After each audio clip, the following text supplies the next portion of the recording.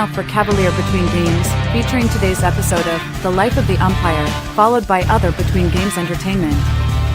That's all leading up to Game 2 of today's Cavalier doubleheader.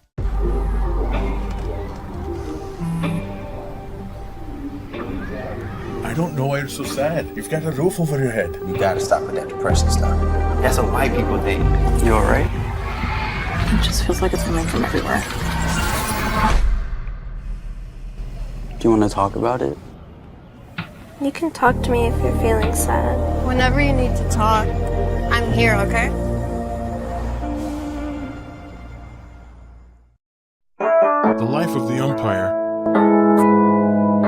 From an Ode to the Umpire by Cliff Eastham.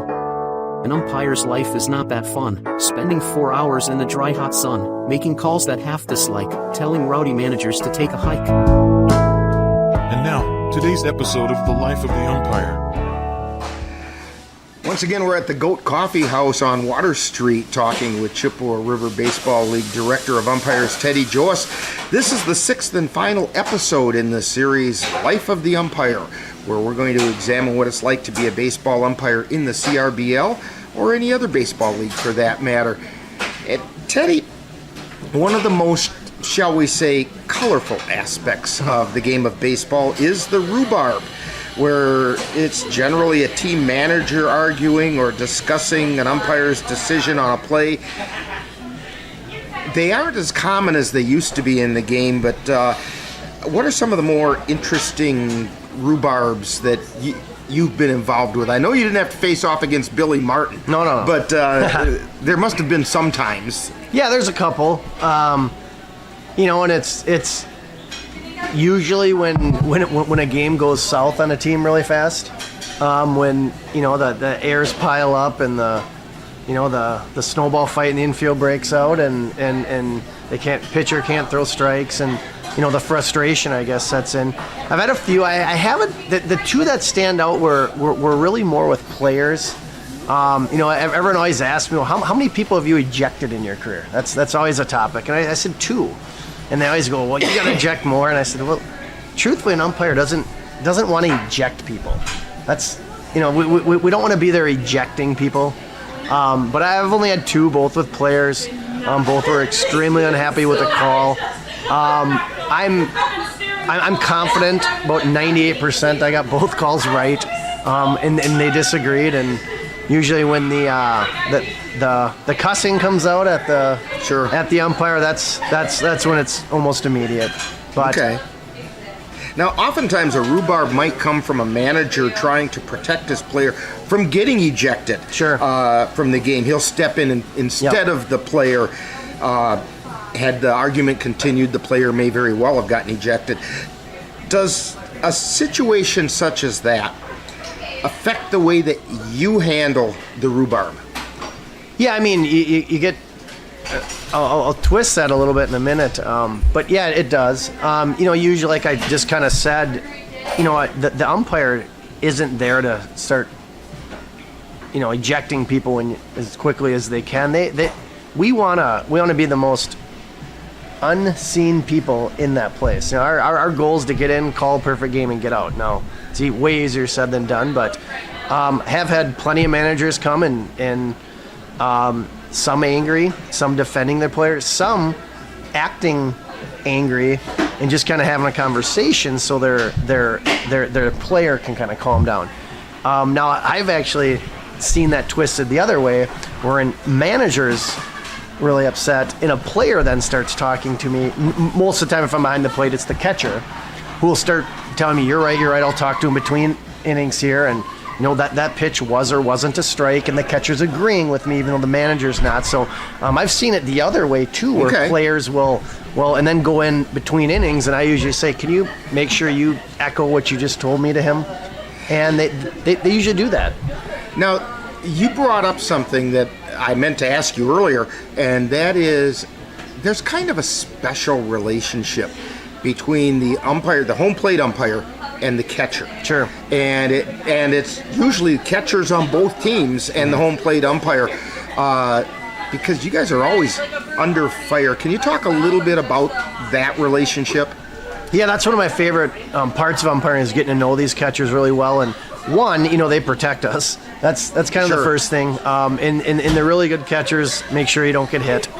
The second thing with that is I always, and it's the more you umpire, the more you get to know the catchers, so that relationship grows each game. But even the ones I don't, I always tell them, if you disagree with the call, just let me know. And we're talking almost the whole game back there, and in most borderline pitches, they'll just throw it back to the pitcher and go, "What'd you see there?" And I'll say, "Well, I thought it was down, I thought it was up, I thought it was in, thought it was out." Okay. And most of the time they go, "Yeah." Sometimes they go, "I disagree," and I say, "Well, I appreciate that, because that's what gets me better." Like they're kind of our, I don't want to say it like juror, but they kind of are. And the real honest catchers are really good because the good catchers are really honest because they're honest. Like they know they don't. If it's a ball, they're not going to bark at you because of it. They just catch it, throw it back, and they kind of defend you to their players and manager a little bit. So having a relationship with those catchers is really helpful. And like I said, most of the good catchers are extremely honest because that builds a relationship both ways. Now, the strike zone, it's a constant discussion as to what does the rule book say the strike zone is. They say the letters to the bottom of the kneecap, but you start calling pitches chest high to players, you get an earful pretty fast. Well, because Dan and I say almost every game we say the strike zone is whatever the umpire tells you it is. Yeah. As long as the umpire's consistent. Yep. Yeah, and I think the key word there you just said is consistent, and that's your goal. I mean, it's weird. Like you go into each game, and and umpires get reputations too. I get one of being probably a little more liberal zone. Okay. And some of the umpires I ump with get kind of labeled as having a tighter zone, and there's not a good or bad or pro or con, and it's up to the players to adjust to that. But the umpire has to be consistent. Right. They have to know what is and isn't a strike. Now, I talk about this a lot in a game. You see about 300 pitches. My goal is always to miss less than 3. So I can still say I was at 99%. Sure. So that's my goal. And some people go, "Well, don't miss any." And I'm like, "Well, you're human. You're human." And there are pitches that come literally right down the middle and you freeze. And then a catcher will go, "Where was that?" And I go, "No, it was a strike. I just froze." and you just sometimes you got to be humble enough to just eat it too, and go, "Yeah, I just completely messed that up." And like I said, you see 300 pitches, and you got to be laser focused for all 300 of them. Now, you've also had the opportunity with as many games as you've worked. You've been to a lot of ballparks. Some are historic stadiums like Carson Park, and some are fields that aren't much more than bases in a pasture, but all of them have unique characteristics and all hold some of the spirit of baseball inside their fences. What are some of the most enjoyable ballparks you've had the opportunity to work, be it the facilities, the fans, the teams, or like me and Dan, the hot dogs? Yeah, if just to start local here, I think two of the best ones around are obviously Carson Park for the historical aspect, where the Cavaliers play, and that one is more special to me, having played there, coached there, umpired there. That one holds a lot. Obviously, another one in the CRBL, Osseo.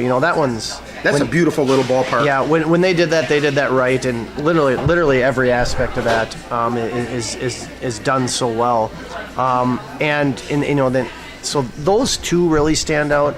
You start thinking outside this area. There's some cool complexes around. The Mauston one is a cool complex. Janesville has a really cool, like, Babe Ruth complex down there with a bunch of fields kind of together. I've done also a lot of these Ohio Valley regionals, and now, they've been asking me, like this year they asked me to go down to Eagle Pass, Texas, to do the 15-year-old World Series. And I thought about it, and then I realized it was a 10-day commitment in August, and it's literally on the border of Texas and Mexico, and I just kind of decided, I'm not in the mood to bring my family down there for 10 days right now. But so outside of this area, I haven't seen umpired a ton yet. But I'd say Carson and Osseo are probably the two of the more glamorous ones or historical ones. Where's your favorite hot dog out of? Jim Falls actually has a pretty good hot dog. Yes, they do. Not to discredit everyone else, but not to diss them for their field, but it's probably the most rustic field in the CRBL. Oh, for sure. And doggone it, they've got good hot dogs. They do, and and that's a perk for anyone else looking to umpire. Usually at the end of the game, each home team we'll give you a burger, hot dog, brat of your choice, and a beverage to go with it. So, plus you get a check. So anyone looking to umpire out there we're always looking for more. Well, thank you, Teddy, for joining us today on The Life of the Umpire, recorded at the Goat Coffee House on Water Street. We've enjoyed learning about what it's like to be an umpire in the CRBL. I'm Rick Olson, and I'm inviting you to stay tuned for Game 2 of today's Cavalier doubleheader. This has been today's episode of The Life of the Umpire. From Ode to the Ump by Barbara Gorlick. Watch him there behind the plate, the guy referred to as Blue. Hey Blue, you must be blind. How could you call that ball strike 2? He takes the ribbing all in stride. Been doing this for many years. Loves the game, the fans, the kids. And we are ready to get things started here at Cinder City Park. Due up for the Cavaliers in Game 2. Hopefully it turns out better than Game 1. Caden Erickson, he shows bunt on the first pitch. Chevy Tollefson on the mound for the Bears. He winds and delivers, and it's fouled away, out of play.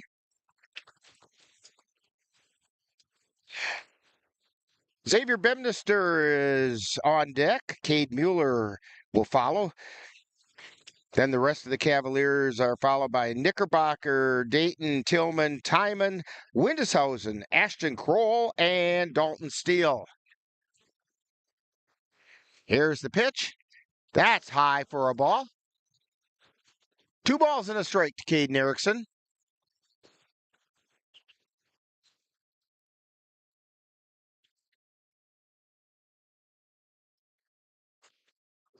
And there's a strike called.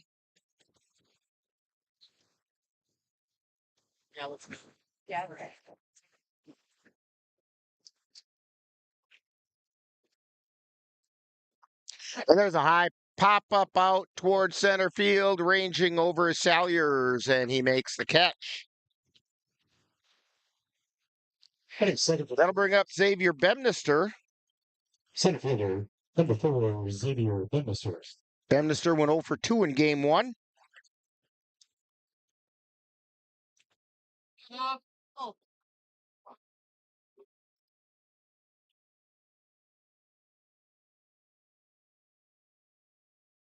Tollefson's first pitch.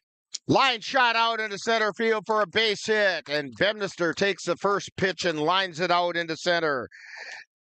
And the Cavs have a runner on. It's going to bring up Cade Mueller. Cavaliers for 47. Mueller went 1 for 2. Cavs only had 2 hits in the first game. Erickson got 1, Mueller got the other. And the pitch. Swung on and fouled back. Behind the plate in Game 2 is Rick Beyer. Paul Osman is out on the bases.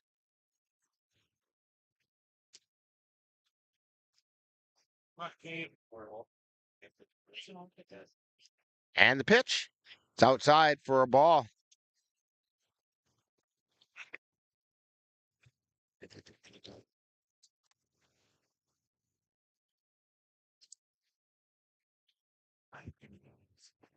Swing and a miss, strike 2. 1 ball, 2 strikes.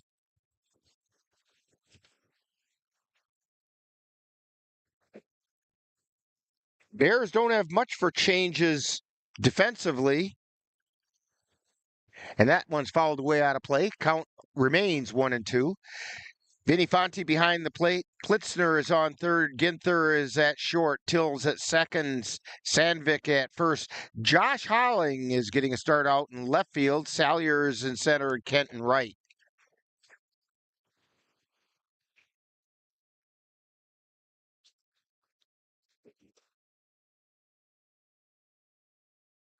And the throw over to first and back in. And Xavier Bemnister. He's at least getting Chevy Tollefson's attention.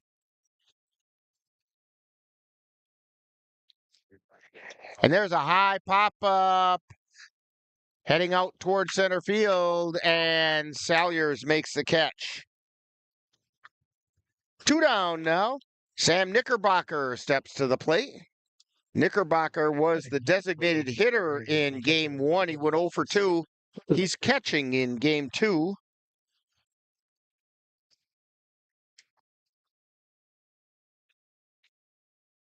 And there's a line shot out into right field. It's going to fall in for a base hit.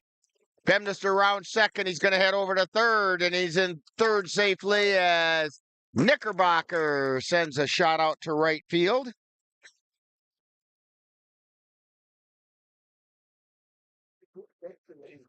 And we're going to have a courtesy runner coming in for Knickerbocker. And it's Jackson Vance. Courtesy runner for the catcher, number 5, Jackson Vance. Now batting for the Cavaliers, number 25, Cody Dayton. So Cody Dayton, who went 0 for 2 in Game 1. Throw over to first. Vance is back in.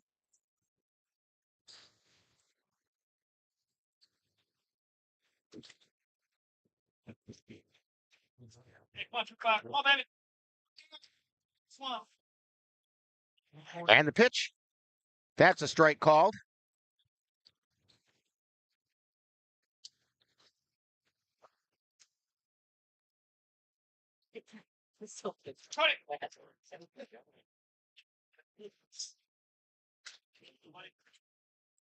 And the pitch. Swung on and missed at a high pitch. Throw it on a second. In on. He's in safely and in to score is Bemnister.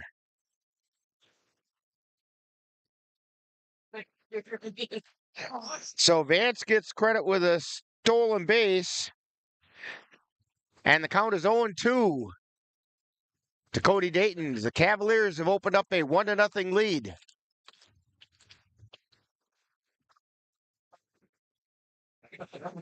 Tollefson looking in, and he throws it outside.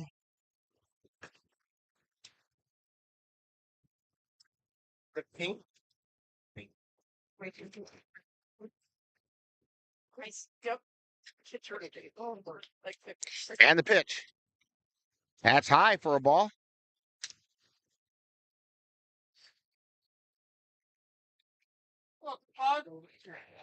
Balls, 2 strikes, 2 down. Runner on second. That's Jackson Vance out there. And it's high and away for ball 3.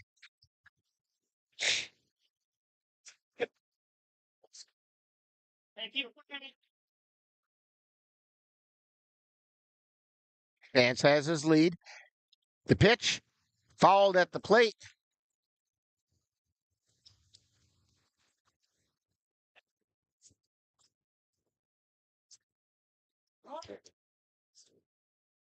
Now it's still 3-2. Tollefson delivers. And a ground ball over to short. Picked up by Ginther. Throw over to Sandvik at first. It's in time. But the Cavaliers pick up 1 run on 2 hits. There were no errors. 1 man left on base. We played a half inning, and it's the Cavaliers 1 and the Bears coming to bat on NLWN-TV. Menominee Eye Optical can help you see the world for the beautiful place it is. Doctors Nicholas and Marianne Comro provide comprehensive and emergency eye care for all, including pediatric and special needs patients.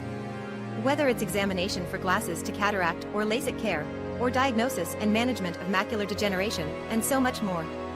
In addition, Menominee Eye and Optical's experienced opticians will help guide you to the highest quality eyewear for the best value. That's Menominee Eye and Optical, 520 Wilson Avenue in Menominee, where they specialize in quality personalized care for you and your family. The Eau Claire Cavaliers would like to take veterans out to the ball game. That's right, as a thank you for your service, any veteran of the United States military can receive a lifetime pass for free admission to all Cavalier home games. Just come to Carson Park with your veteran identification, and the Cavaliers will issue you a free lifetime pass to all Cavalier home games. That's just the Cavaliers' way of saying thank you for your service.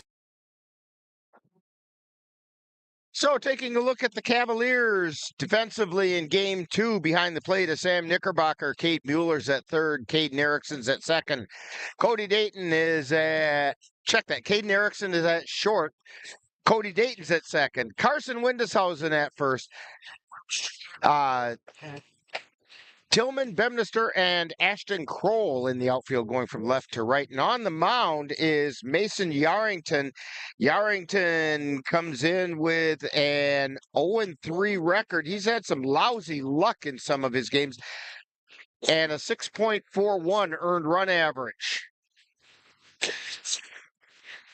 And due up for the Bears, we have Hunter Ginther, Nate Kent, and Drew Salyers. And those three will be followed by Jack Sandvik, Blake Johnson, Jim Till, Tyler Plitzner, Joe Holling, Josh Holling, and Vinny Fonte. Eau Claire Bears was the shortstop. Number 8, Hunter Ginther steps up to the plate. He went 3 for 3 in Game 1, including a 3-run home run.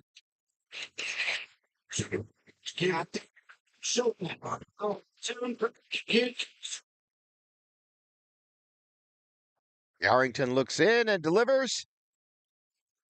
And it was just inside.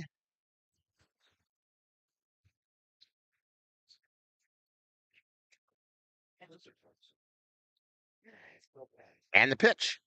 That's a strike called on the outside corner.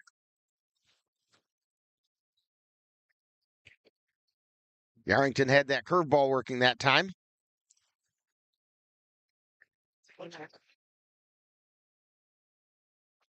And that pitch is inside. 2 balls and a strike.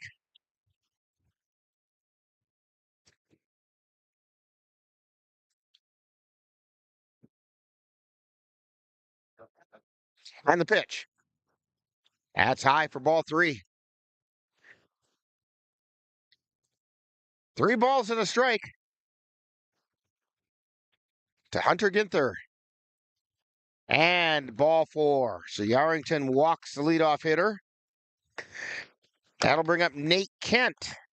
And Nate Kent went 0 for 1 in Game 1, but he did lay down a sacrifice bunt where he reached due to an error by the pitcher, and he scored.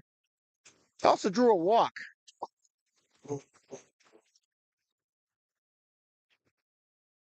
And Kent lays it down the first baseline, and it's foul. Windeshausen did the right thing as soon as it went foul. He got a glove on it, so it stayed foul. He was kind of hopping along. You know, we're in Game 2, so his base paths have gotten a little bit worn.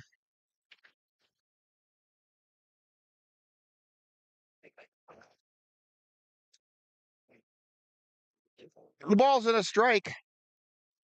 Shows bunt, lays it down. Yarrington picks it up and throws it over to first in time. So the sacrifice is completed by Kent.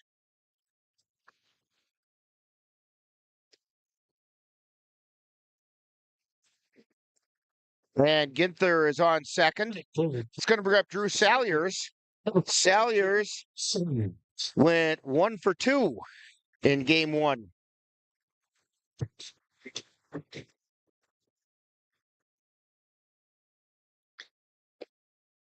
And it pitches down low for a ball.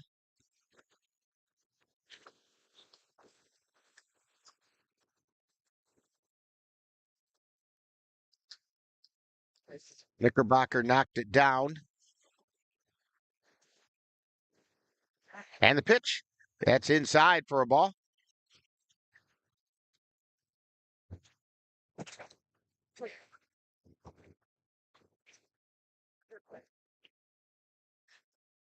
2 balls and no strikes to Drew Salyers. And that one's fouled away. Call ball brought to you by Till Tractor Service. You can find more at tilltractor.com. Ginther still out on second.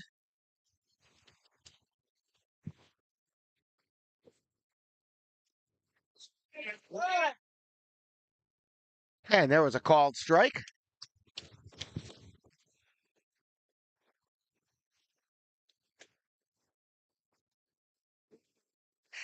That pitch is inside. No, they're going to say it got him.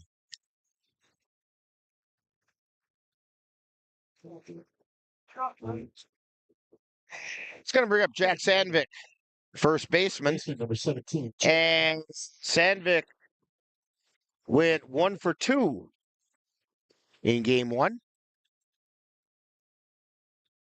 There's a strike on the outside corner.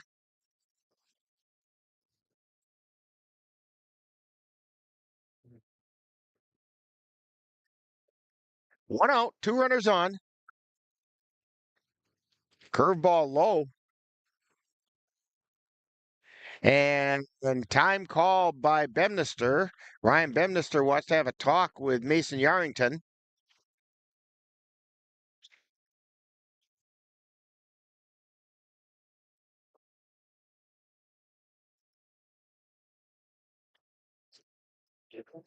He wants to settle his young pitcher down a little bit. I think he's getting a little too deep into counts.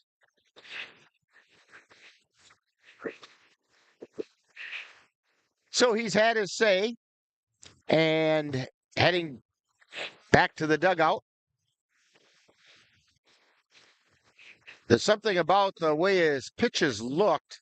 You could see Bemnister talking to other coaches in the dugout about that curveball that Mason's throwing. The bottom's just dropping out of it. Throw over to second, and they got the runners in a rundown, and they got him. And Ginther can't believe it.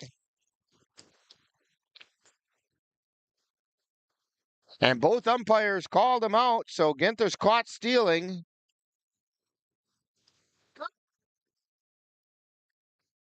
And Yarrington made a nice move off a second, or off of the mound, to throw to second.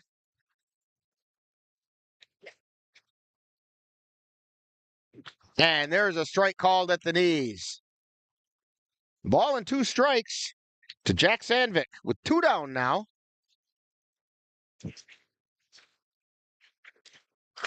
And there's a fly ball, foul territory, and it's going to land a little too far for Tillman to get to. 1 ball and 2 strikes now to Sandvik.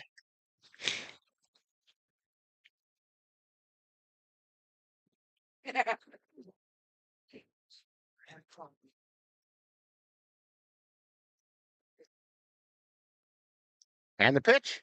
Swung on a miss, strike 3. So the Bears go down, no runs on no hits, no errors, 1 man left on base. We've played 1, and it's the Cavaliers 1 and the Bears nothing on NLWN-TV. The roar of our engines, the pump of our heartbeats, the pedal to our metal. The sparks that ignite us, the pistons that push us, the passions that drive us, on the roads that unite us.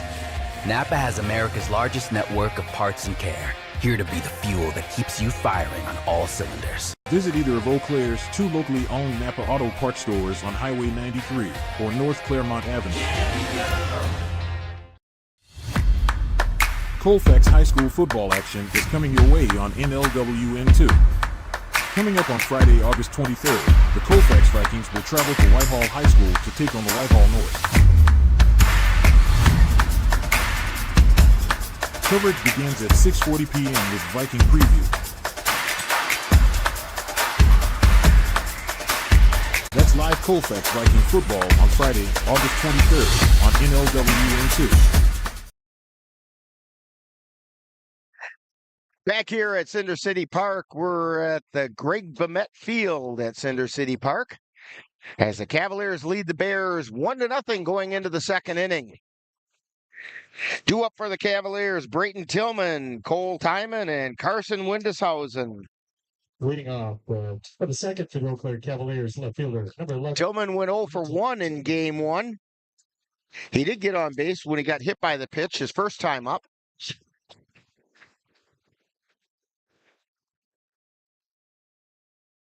And the first pitch is high and away for ball one by Chevy Tollefson. And the pitch. There's a fly ball out into right field. It's pretty far back. Ranging under it is Nate Kett, and he makes the catch.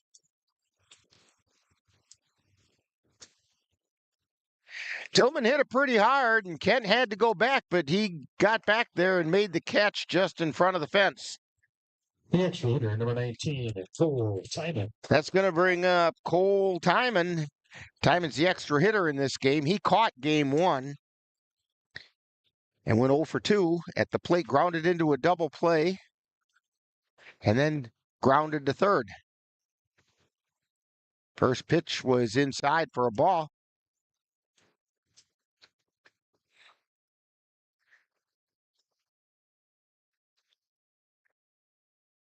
And that pitch is high, ball two.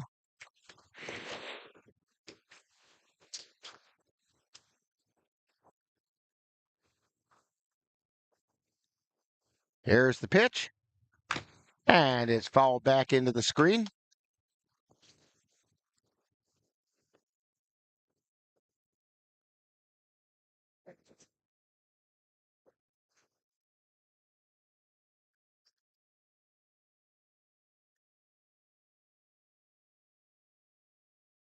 And we have time called.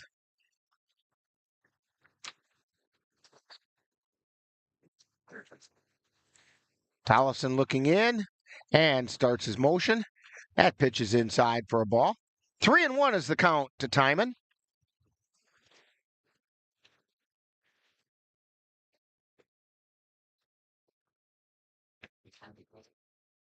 Here's the wind and the 3-1 pitch. Hard shot, grounder to third, picked up, throw over to first is in time. It's going to bring up Carson Windeshausen. Windeshausen was the extra hitter in game one. He went 0 for 1. He only had one appearance at the plate and grounded back to the pitcher.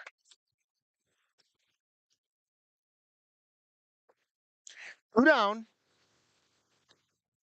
And that pitch just missed the outside corner. Ball and no strikes. Windeshausen hits it up in the air. Ginther backs up from a shortstop spot to shallow left field, makes the catch, and that's the third out of the inning. So for the Cavaliers, no runs, no hits, no errors, nobody left on base. We've played an inning and a half, and it's the Cavaliers 1 and the Bears nothing on NLWN-TV. When you have that craving for a home-cooked meal the way Mom used to make it, rest assured, you can still get that meal by going to Mom's Restaurant and Pub in Colfax.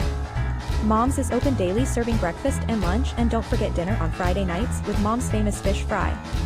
The coffee is always hot, the breakfast is always delicious, and lunch will put a smile on your face and in your stomach. 225 Bremer Avenue, Colfax. Call 715-962-4617. That's Mom's Restaurant and Pub. Yeah, I think one of the things us veterans are hoping for is soon the cabin will be built. It's going to be amazing to be able to come to a place like this and stay at a cabin with amazing people, animals, a view, and get away from it all. Country Haven Farms is fundraising to complete our cabin, giving Wisconsin veterans and their families a much-needed escape in the Northwoods. Donations of any amount are encouraged, and sponsorships are available at all levels. To make a donation or sponsorship, please visit our website or give us a call.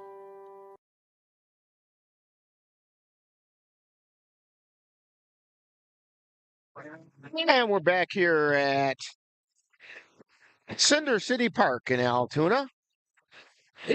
By the way, Cinder City Park is 327 down the right field line, 352 to the power alley, 365 to straightaway center, 348 to the left field power alley, and they're missing their sign down the left field line. That was a poem I didn't mean to have.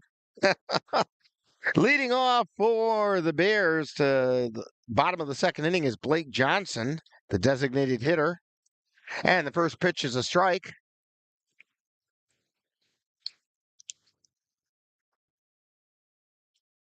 Mason Yarrington on the mound for the Cavs.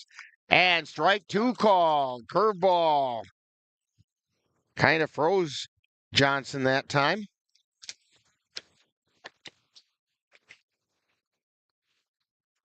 And the pitch. There's a fly ball out into center field. Bemnister ranging underneath it. He makes the catch. So 1 up and 1 down. Jim Till coming to the plate. In game 1, Till went 1 for 2. He doubled his last time up in game 1. Doubled out to center field.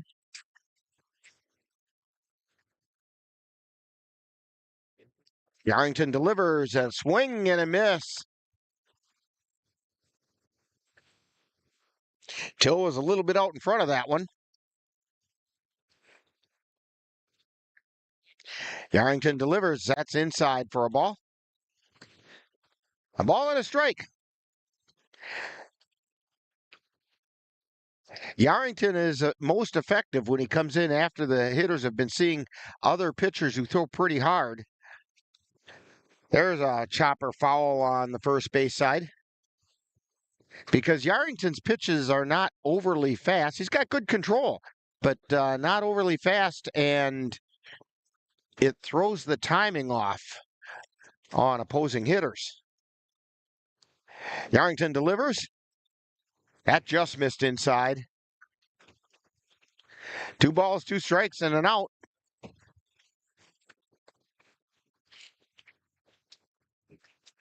And the 2-2 pitch. Oh, that just missed. Just missed low. Count is full now to Jim Till.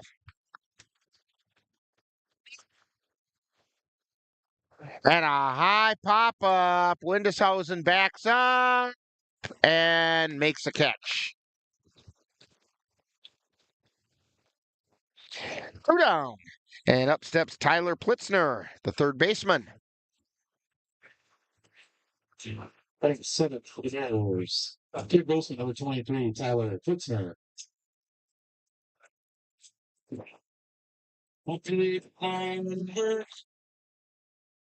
Yarrington looks in, and there's a called strike.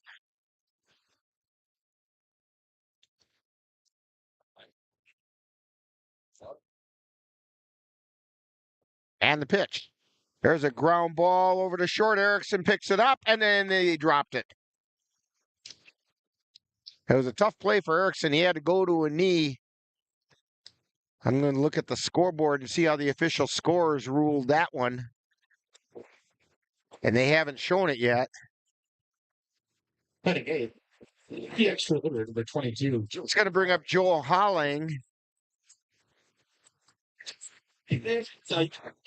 I think they're going to give Plitzner a hit on that. First pitch is a ball.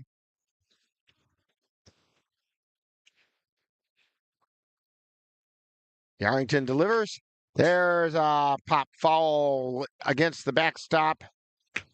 Fell down right in front of us.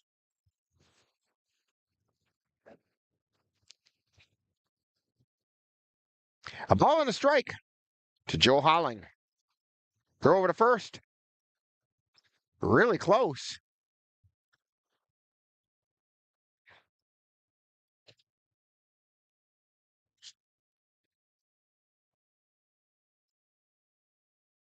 Yarrington delivers. Throw back down to first. Snap throw not in time.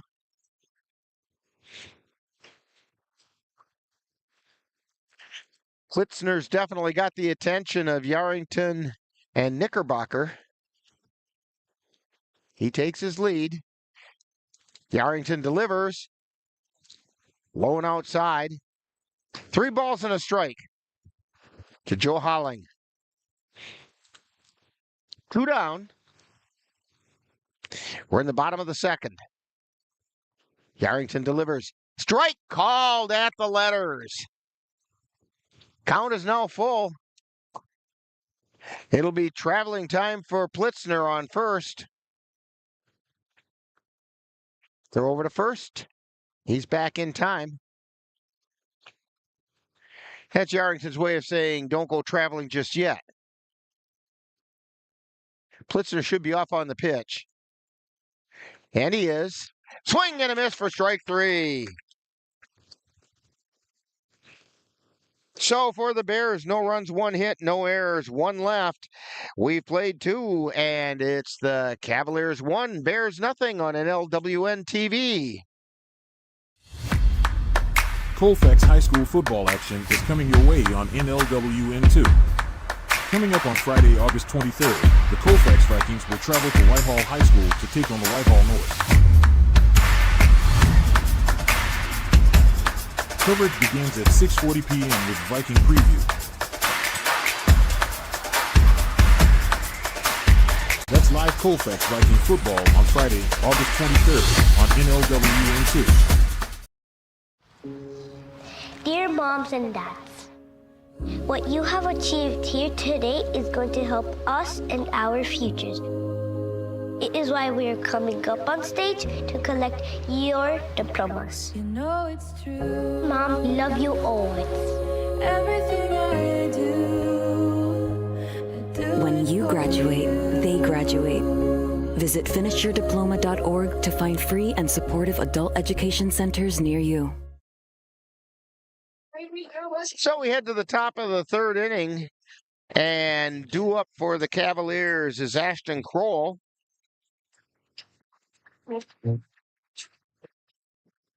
And Kroll did not play in game 1. He comes into game 2 with a .250 batting average. Top of the 3rd for the Eau Claire Cavaliers, the right fielder, number 28, Ashton Kroll. Chevy Tollefson still on the mound for the Bears.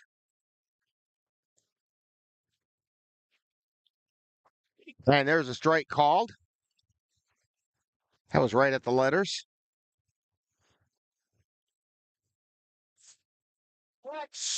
Tollefson starts his motion and delivers. There's a strike called. Inside 3rd of the plate.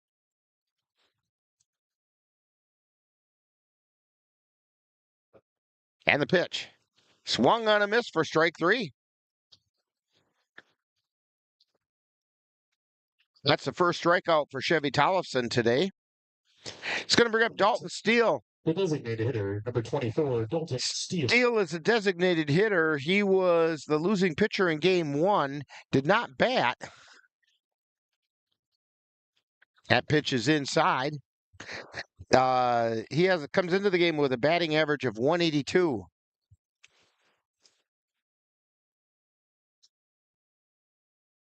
And that one's inside for ball 2.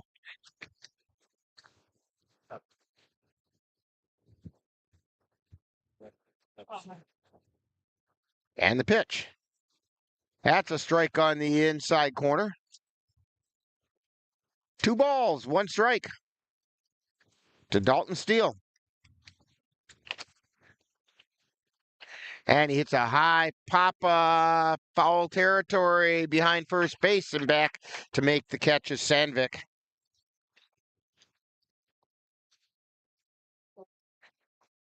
Back to the top of the order, Caden Erickson. Erickson hit a fly ball out to the center field fence, but it was hauled in by Salyers out there.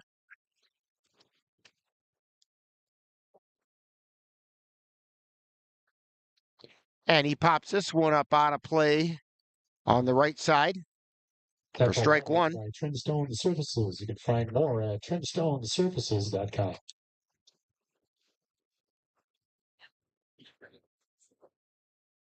And the pitch to Erickson. And he pops that one up. It's in foul territory, moving back and making the catch is Vinny Fonte.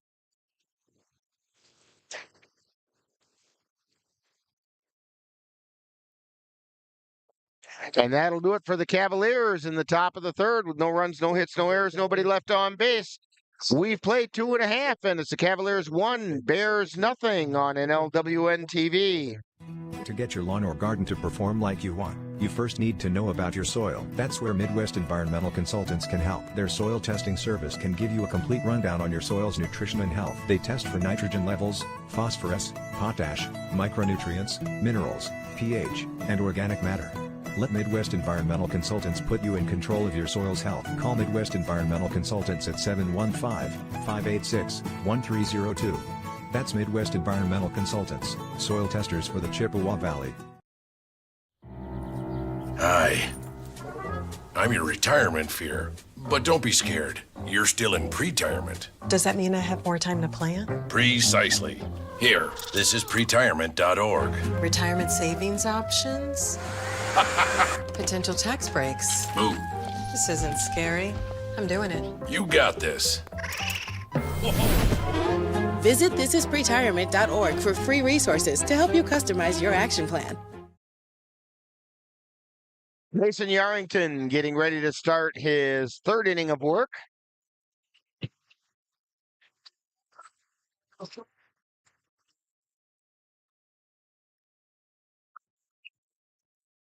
Two up for the Bears. There are Josh Holling, Vinny Fonte, and Hunter Ginther.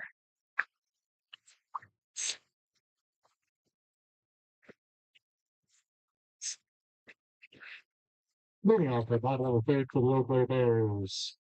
Number 5, the left fielder, Josh Holling. So Josh Holling steps to the plate.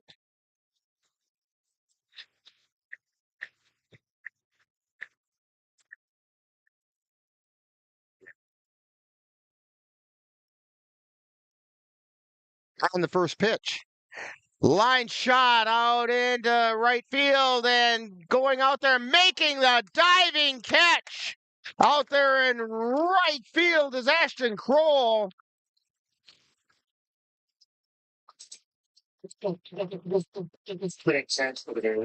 That's going to bring up Vinny Fonte.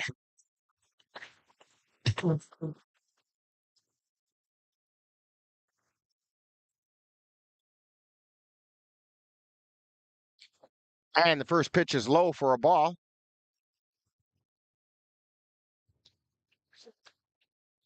That's good enough. Come on, here's our next one. 1 ball, no strikes. And that one's fouled away. It's 1-1 now.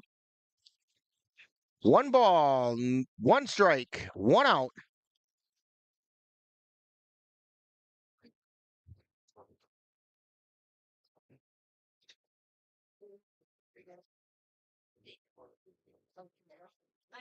And the pitch. That's a little bit high. 2 balls and a strike.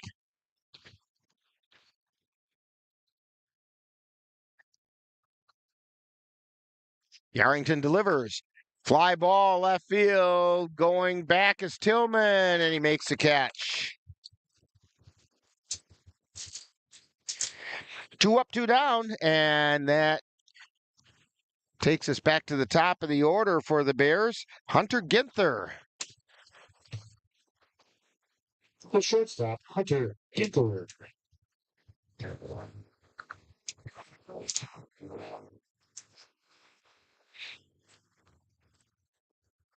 And there's a hard shot base hit out into left field. Ginther is going to be safe at first. That's his 4th hit of the day. He went 3 for 3 in game 1. He walked his first time up here in game 2. And now he got a base hit. Brings up Nate Kent. Laid down a sacrifice bunt his first time up in this game. And there's a strike called. That one caught the outside corner.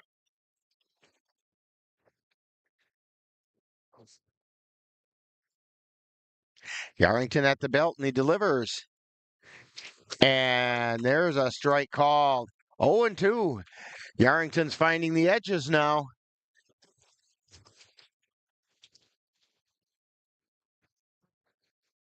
He's at the belt, and he delivers.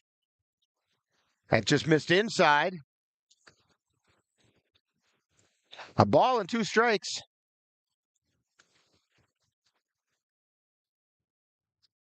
Nate Kent steps back into the batter's box. Throw over to first.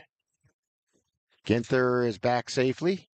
Ginther was thrown out at third back in the first inning.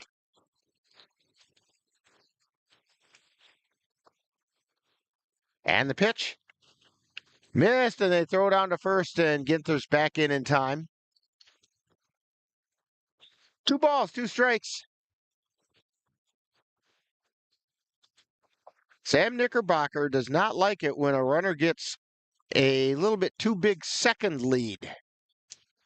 Ginther's got his first lead. Now he goes out to his second, and we have a high pop-up out into center field. Bemnister under it, and he makes a catch.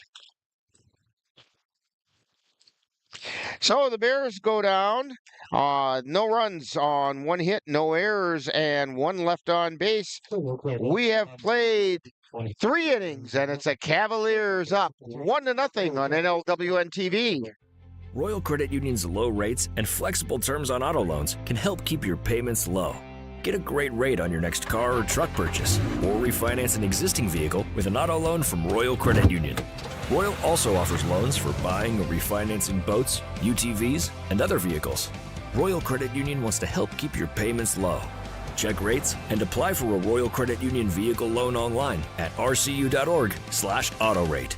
Subject to credit approval. Hi. I'm your retirement fear. But don't be scared. You're still in pre-retirement. Does that mean I have more time to plan? Precisely. Here, this is pretirement.org. Retirement savings options?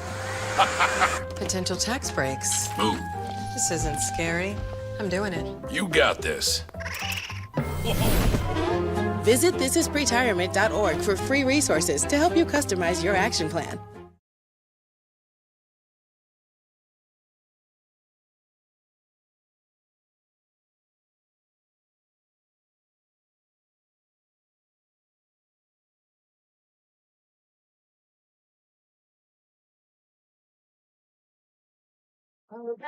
We have a new catcher for the Eau Claire Bears. Alex Jenkins is in for Vinny Fonte.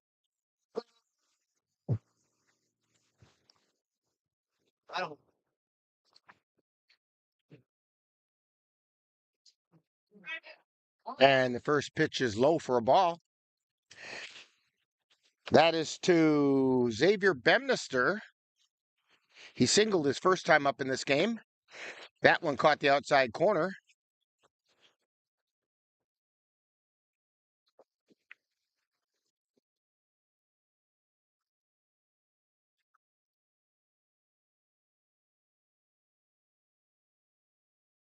And the pitch by Tollefson. It's a high pop foul.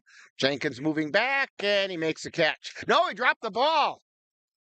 He's saying it was a transfer from the glove, and Bemnister goes out. Baseman Cade Mueller. That's going to bring up Cade Mueller, who flew out to center field. Cavaliers have fouled out last 3 batters.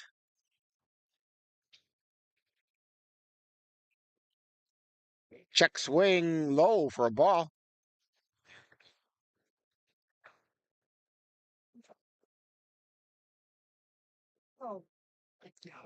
Here's the pitch. There's a ground ball over to third, gets through, throw to first, and they didn't get him.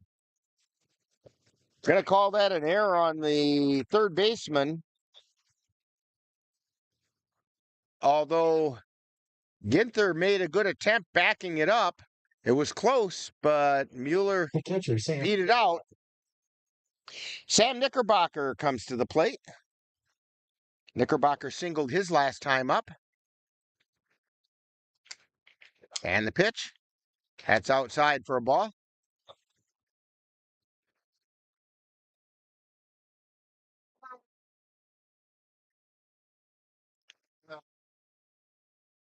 Throw over to first. Mueller's back in.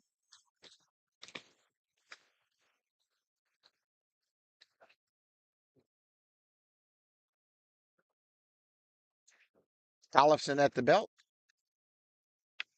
And he fires. And that's a pop-up into shallow center field. It's going to fall in.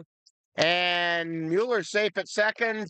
He had to hold up part way, so it was a closer play than he would like to have had it. So Knickerbocker's got a 2-hit game. Mueller's on second. 2 on for the Cavs and 1 out. Cody Dayton coming to the plate. Number 12, Tyson Woodcock. And batting for the Cavaliers, second baseman Cody Dayton. Tyson Woodcock is in running for Knickerbocker. Dayton grounded to short his first time up in this game.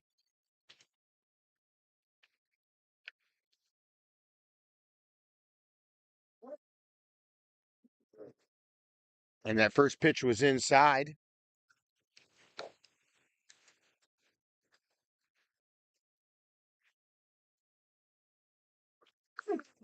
And there's strike call. Getting back in time is Woodcock.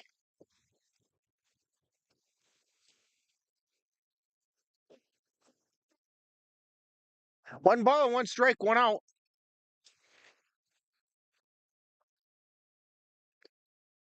Tollefson delivers. This one's fouled away on the right side, and that one's out of play.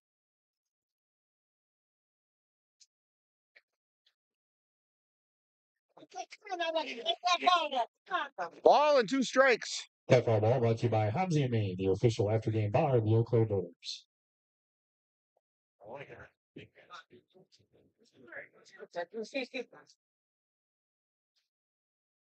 Ball and 2 strikes. 1 out, 2 on. And the 1-2 pitch. Ground ball to third. He steps on the bag, throws over to first in time. So Dayton grounds into a 5 unassisted to 3 double play. And the Cavaliers are down. No runs, 1 hit, 1 Bear error, and 2 were left on base.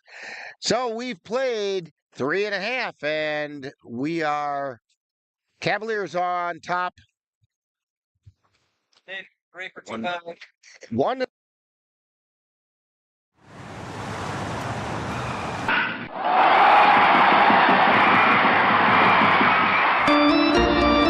Let NLWN-TV take you out to the ball game. It's Chippewa River Baseball League playoff time, and the Cavaliers will open playoff action on Wednesday, July 31st at John Soine Field in Osseo, Wisconsin, when they take on the Osseo Merchants.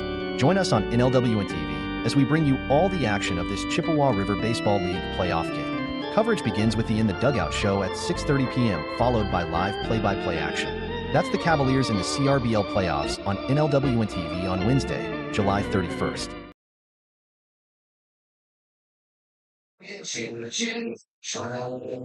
Cavaliers have a defensive substitution. Josh Garcia now playing third base, or check that, second base, in replace of Cody Dayton. Due up for the Bears in the bottom of the 4th inning are Drew Salyers, Jack Sandvik, and Blake Johnson. Picking up the bottom of the 4th for the Eau Claire Bears, center fielder Drew Salyers. So Drew Salyers steps to the plate. And he hits a line shot out into left field. Diving for it is Tillman. He can't get it. Salyers rounds first, heads to second. He's going to keep on chugging for third. Here comes the throw. He stops halfway and goes back to second. So Salyers gets a double to left field. That's going to bring up Jack Sandvik, who struck out his first time up. Third baseman, Jack Sandvik.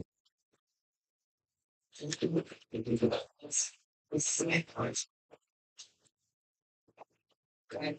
trouble with a pitcher like Yarrington is second time through the lineup. Now they've learned to wait on him a little bit, which is exactly what Salyers did. And the pitch is high for a ball to Sandvik.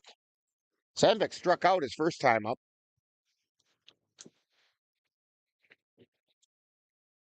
Yarrington looks in, takes a look at second, and delivers. Swung on a miss.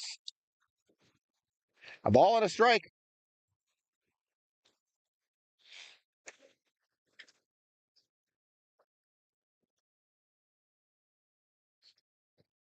Yarrington's pitch. That's a little bit low.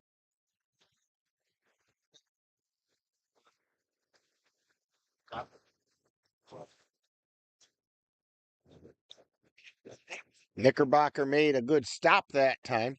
2 balls and a strike. Yarrington looks at second, and he delivers. That one's fouled away on the right side. FL Ball brought to you by AJM Automotive Services. Count goes to 2-2. 19 Brackett Avenue in Eau Claire. That was just... And the pitch. That's down low, and the count is full now. Nobody out. Runner on second. That's Drew Salyers out there on second.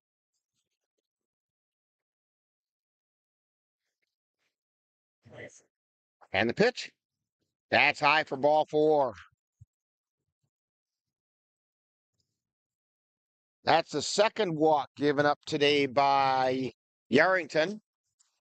The designated hitter, Blake Johnson. Blake Johnson steps to the plate. He flew out to center field his first time up in this game.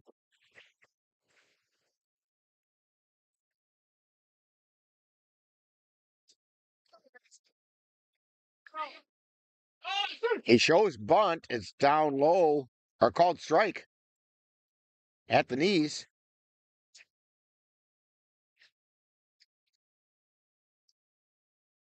Bemnister playing even with the bag. Shows bunt. And he says it got the bat. Rick Byers said that caught the bat, and Johnson didn't like that call. No balls, 2 strikes to Blake Johnson. Here's the pitch from Yarrington. Johnson bounces it over to short. Erickson fires to first. And they got the out at first, which is just as good as the sacrifice bunt because both runners moved up. That's going to bring up Jim Till. Second baseman, Jim Till. Till popped out to first his last time up. Oh, man.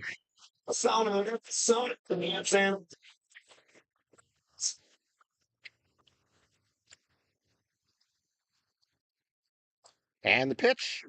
There's a strike called at the knees.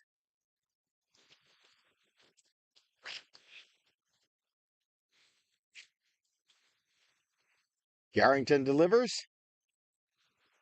That one missed outside.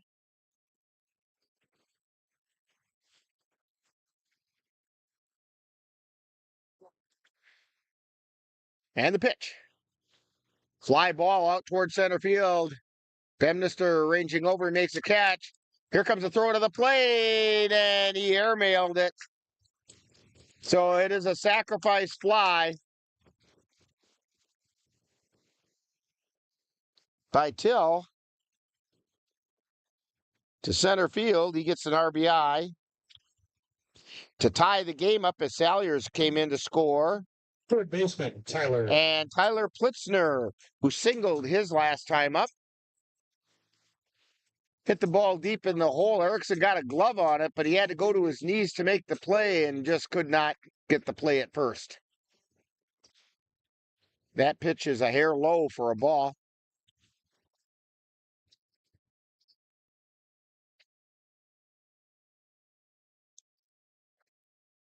And there's a strike on the outside corner to Tyler Plitzner. Mason Yarrington looking in. And he delivers. Inside for a ball. 2 balls and a strike.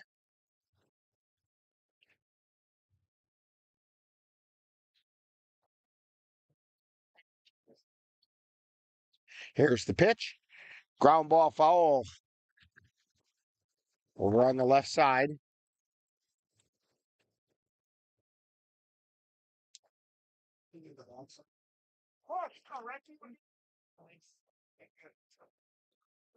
Yarrington delivers and pop fouled into the screen. 2 balls, 2 strikes.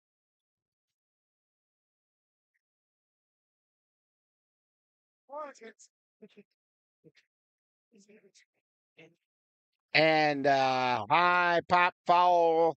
Bemnister underneath, and he makes the catch. So the Bears are done in the 4th, but not before picking up a run on 1 hit. There were no errors and 1 left on base. We've played 4, and we're all tied at 1 here at Cinder City Park on NLWN-TV. C&K Construction is your source for high-quality concrete and construction work in the Chippewa Valley. Established in 2014, C&K Construction in Chippewa Falls is a leading concrete contractor proud to serve Eau Claire, Altoona, Menominee, and surrounding areas. Specializing in concrete construction, excavating, flatwork poured walls, and much more, they're right for all of your concrete needs. Call C&K Construction in Chippewa Falls at 715-559-1335.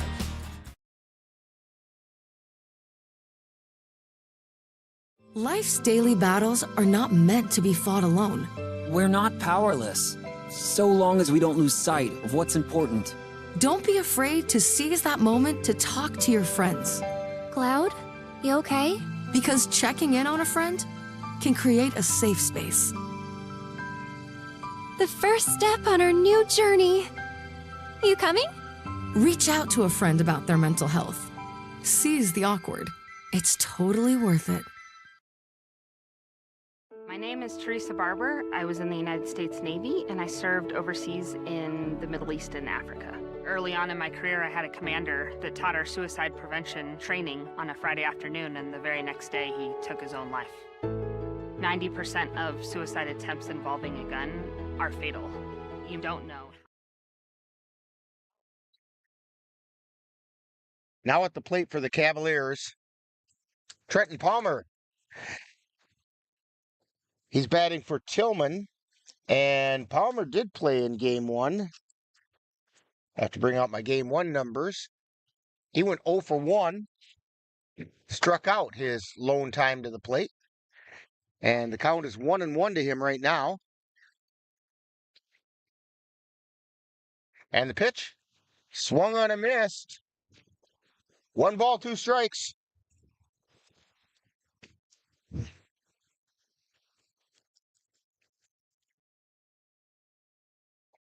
There's the wind in the pitch. Swing and a miss, strike 3. So Palmer goes down swinging. It's going to bring up Cole Timon. The extra hitter, Cole Timon. Timon grounded to third his last time up.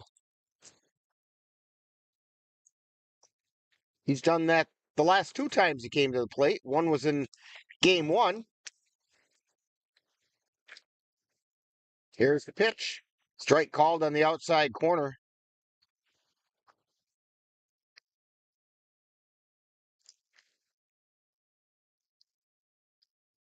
And here's the pitch. That's outside. 1 ball, 1 strike. It's 1 out. We're all tied at 1. Here's the pitch. There's a deep fly ball to left field, but moving back, it's going to be in the park. And an over-the-head catch out there by Josh Holling.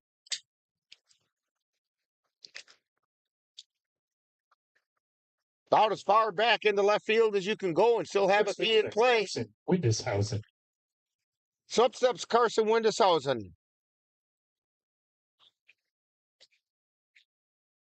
Windeshausen popped out his first time up. And he pops it straight up in the air. Second baseman Till comes in to make the catch.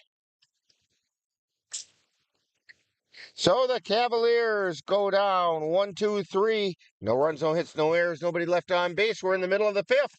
And it's tied at 1-1 here at Cinder City Park on NLWN-TV. The roar of our engines, the pump of our heartbeats, the pedal to our metal. What did you say? The sparks that ignite us, the pistons that push us, the passions that drive us, on the roads that unite us. Napa has America's largest network of parts and care, here to be the fuel that keeps you firing on all cylinders. Visit either of Eau Claire's 2 locally owned Napa Auto Parts stores on Highway 93 or North Claremont Avenue. Nice. New pitcher for the Cavaliers. I've always been told On the mound is Cooper Dykes. Cooper Dykes.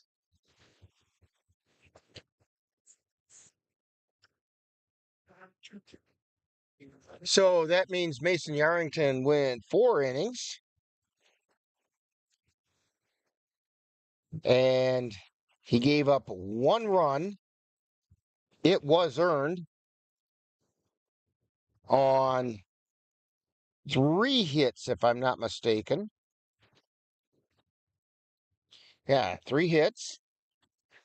And he struck out 2 and walked 2. So not a bad outing for Mason Yarrington, but when you're an off-speed pitcher like Mason Yarrington is, then once they start figuring out your timing, you're going to have an issue. And so rather than let it become one, manager Ryan Bemnister brought in Cooper Dykes.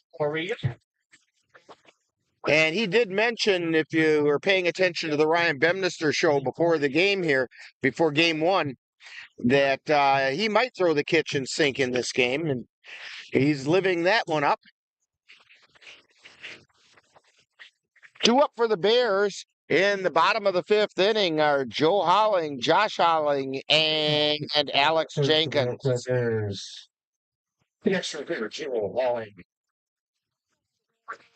Today's 2-0 minutes and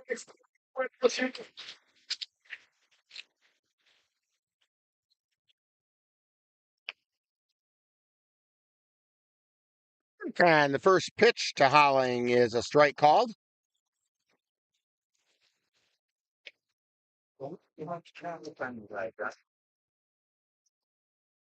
There's the pitch by Dykes.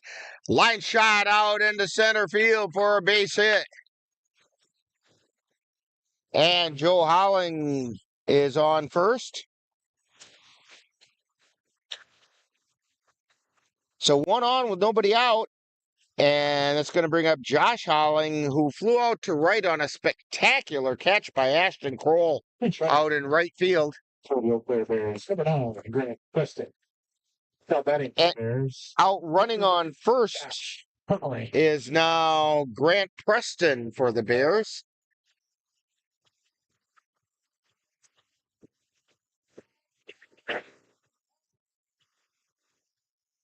Josh Holling at the plate. And there's a strike called on the outside edge.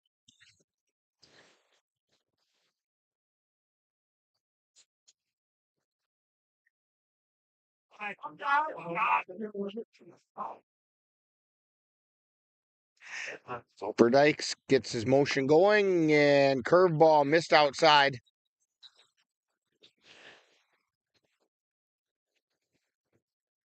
A ball and a strike. Dykes peeks over at first. And the pitch. There's a high pop-up out of play on the right side. That ball brought to you by Red Zone Sports Bar and Grill, located South Prairie View Road in Chippewa Falls. A ball and 2 strikes.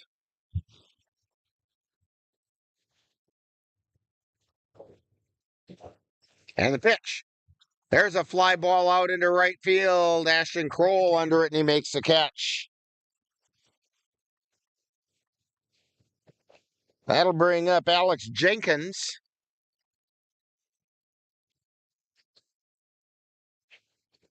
Not batting for the Eau Claire Bears, the catcher, number 34, Alex Jenkins.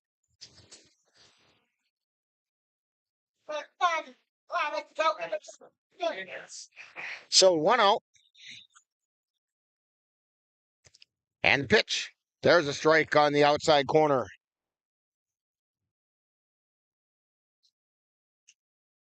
Grant Preston is on first. Takes his lead. Throw over to first. And the throw let Windeshausen over the top of Preston, diving back into the bag.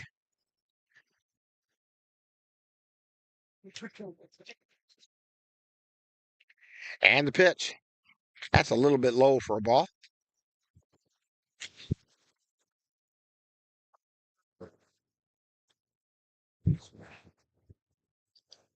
Cooper Dykes looking in, glances over at first. And the 1-1 pitch. High fly ball out into center field. Bemnister under it, he makes the catch. 2 down and a runner on first. Grant Preston is on first, and we'll go back to the top of the order. Hunter Ginther, who is... Hunter. He singled his last time up on the day today. Both games, he's 4 for 4. He's also drawn a walk, so the Cavaliers have not found a way to get him out yet. There's a strike on the inside corner.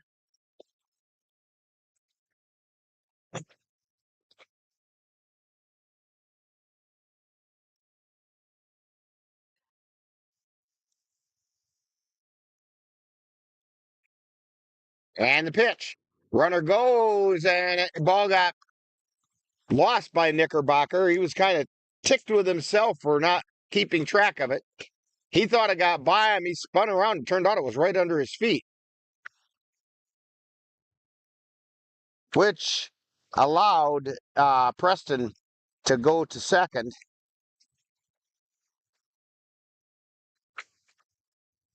And the pitch. That missed outside. 2 balls and a strike.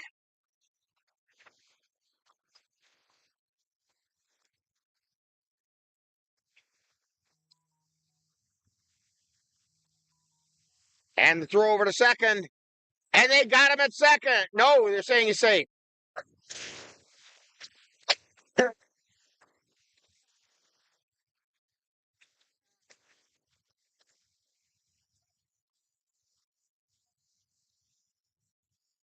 They thought they got Preston out there at second, but Paul Osman said nope. Hunter Ginther knows what that's like to get picked off a second. Here's the pitch to Ginther, and he sends it out left field for a base hit. Grant rounds and comes in towards the plate. And 5 for 5 for the day for Ginther.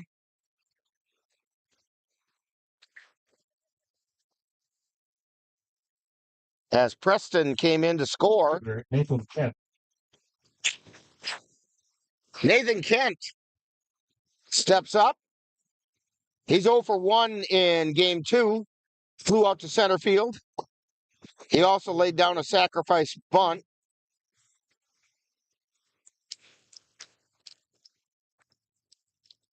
So the Bears are now on top, 2-1. And he lays down another bunt. Bemnister picks it up, throw to first, and not in time. And it got by Windeshausen, and runners keep going. Runners coming to the plate.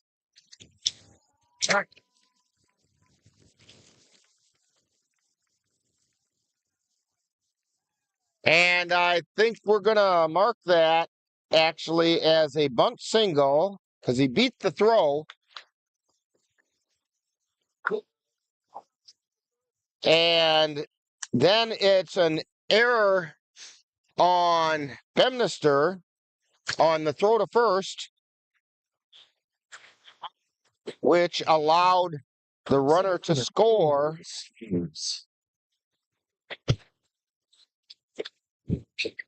And so now it's 3-1. Bears on top with 2 down.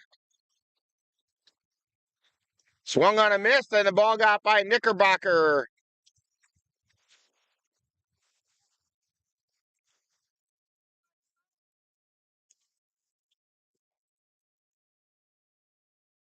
Drew Salyers at the plate. He doubled his last time up.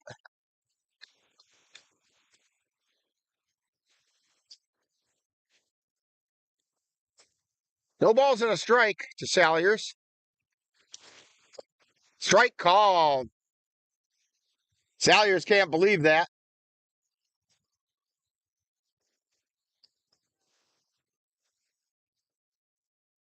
No balls, 2 strikes. And the pitch. Fly ball towards left field. Underneath and making the catch is Palmer. And that will do it. So, for the Bears, they did pick up 2 runs on 2 hits. There was 1 Cavalier error and 1 left on base. So, we've completed 5, and it's the Bears 3, Cavaliers 1 on NLWN-TV. The Eau Claire Cavaliers would like to take veterans out to the ball game. That's right. As a thank you for your service, any veteran of the United States military can receive a lifetime pass for free admission to all Cavalier home games. Just come to Carson Park with your veteran identification, and the Cavaliers will issue you a free lifetime pass to all Cavalier home games. That's just the Cavaliers' way of saying thank you for your service. $124 for the 50/50. Make sure you take out your tickets. The red tickets. I've always been told I gotta be strong. Thick skin, tough as nails. 7, 5, 6. But to be everything for everybody, it wears on you. 1, 4, 9. Black don't crack, they say. But it can. We all can. Reach out to a friend if you see them going through it. No matter who you are, being vulnerable is what makes us whole. Learn how to help at seizetheawkward.org. Bye.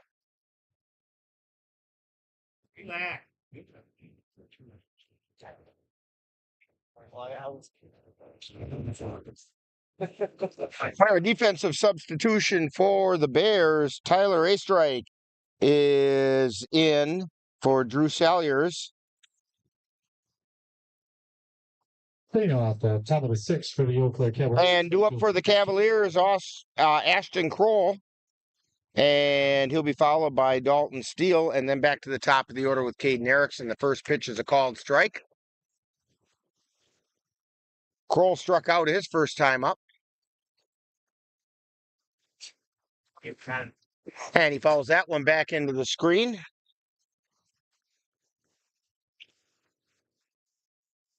You know, as many baseball games as I've been to, this backstop's pretty heavy duty in front of us, and it still makes people cringe every time one of those come back.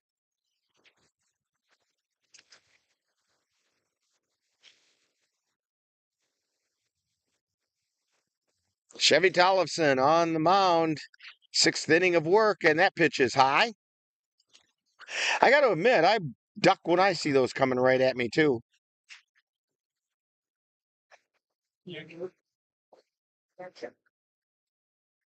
Tollefson delivers. Strike called at the letters. And Kroll goes down looking. Dalton Steele comes to the plate. The designated Dalton Steele. Steele fouled out to Sandvik over on first his last time up.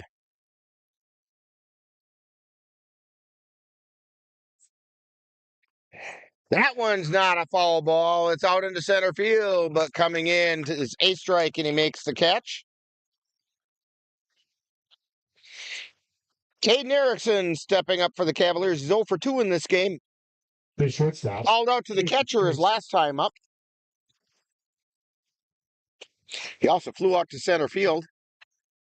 That one was a very deep fly ball.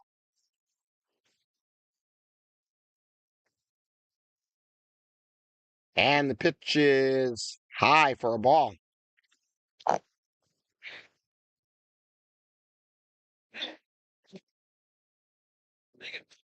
And the pitch. Erickson fouls it off on the right side out of play. That foul ball brought you by General Tractor Service. Okay, Highway 85 in Eau Claire.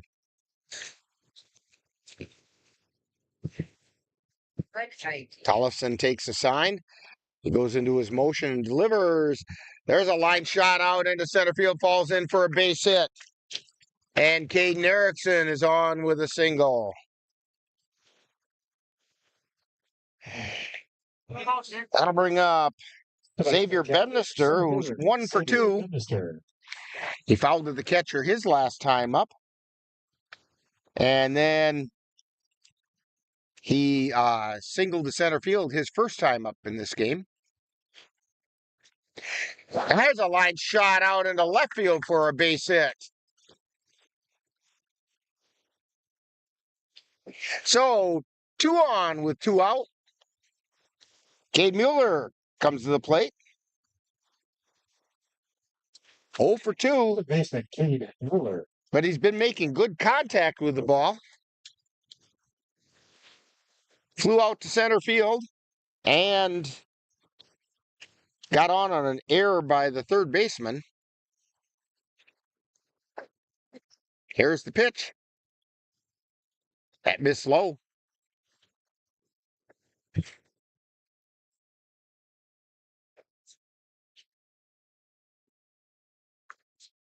And Tollefson delivers.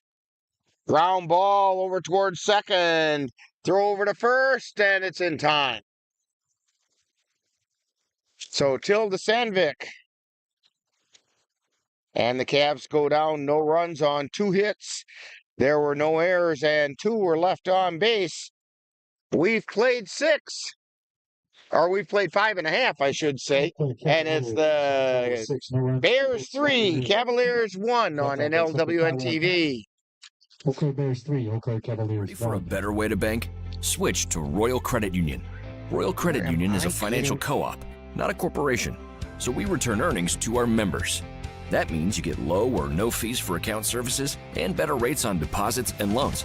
You'll also have all the digital tools you need at your fingertips, so managing your account is easy. Royal is ready to help you discover the credit union difference. Switch to Royal Credit Union today at rcu.org/difference. Insured by NCUA.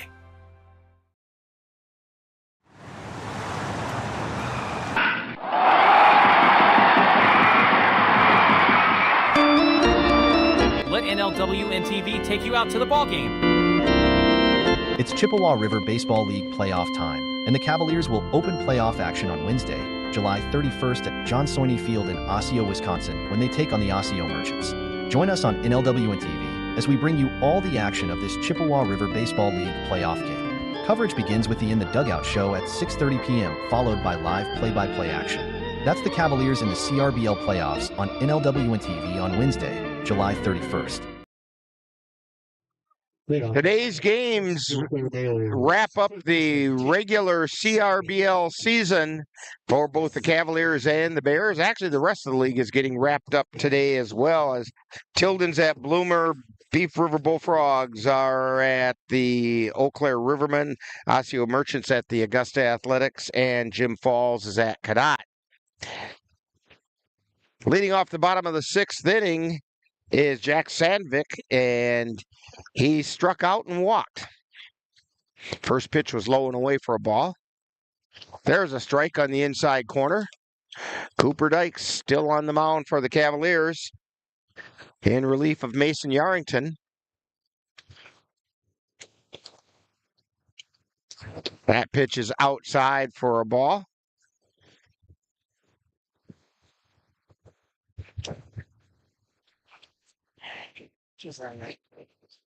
Dykes delivers. And there's a fly ball out into right field. Ashton Kroll comes in and makes the catch. That'll bring up Blake Johnson. Johnson's 0 for 2. Here, Blake Johnson. You like the way that's here?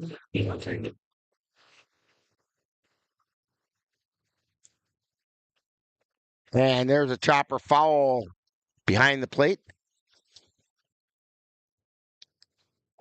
Blake Johnson with a pretty open stance.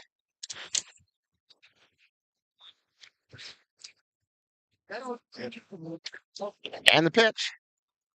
Strike called. It's 0-2 now to Blake Johnson.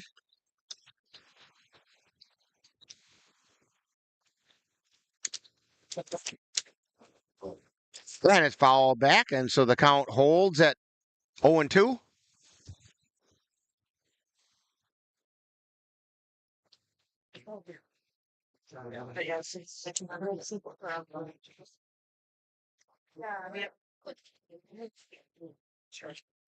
And the pitch. That's low. 1 ball, 2 strikes.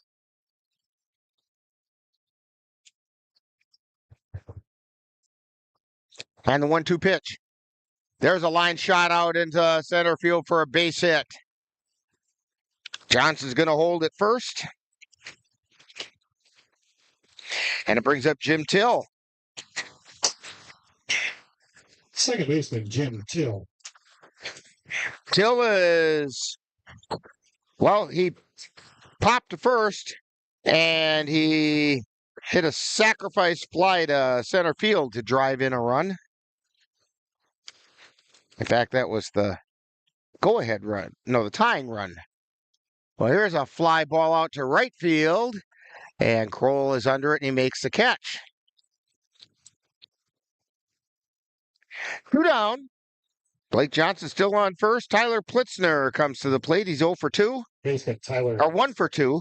He singled short and then popped a foul to Bemnister over at third.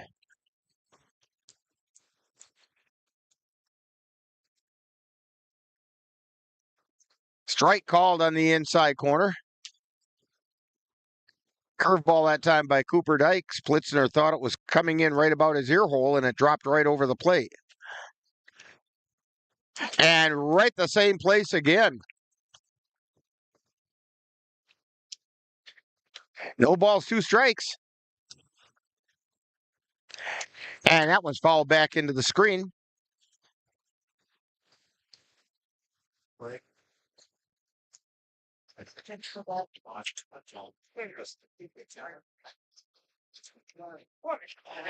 Johnson takes his lead at first. Dykes takes a peek and steps off the rubber.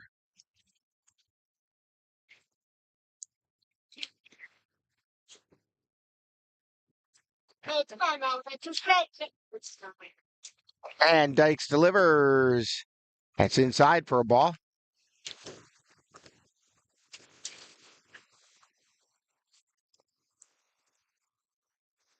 One ball and 2 strikes to Tyler Plitzner, and the pitch. That's outside. Knickerbocker keeps it in front of him. Counts even at 2-2. So we have 2 balls, 2 strikes, 2 outs. Runner on first. And the pitch. Fly ball out towards left field. That one's deep. That's quite a ways back, and it's out of here. Tyler Plitzner with a 2-run home run.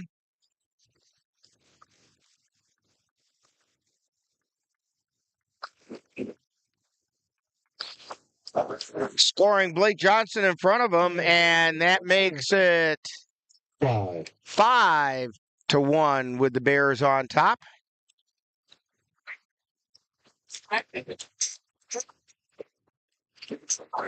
And up will step Alex Jenkins. The extra hitter, Joe Holling. Or check that. Joe Holling. I was looking down the sheet a little further. Joe Holling is coming to the plate. He singled his last time up.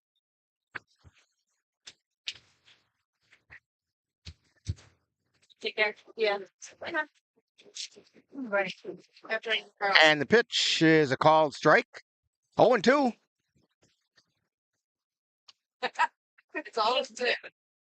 And the pitch. There's a high pop-up foul out of play on the right side.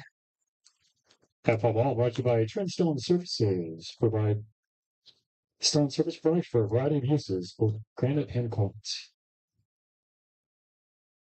And the pitch. So it was a little bit low. Ball and 2 strikes.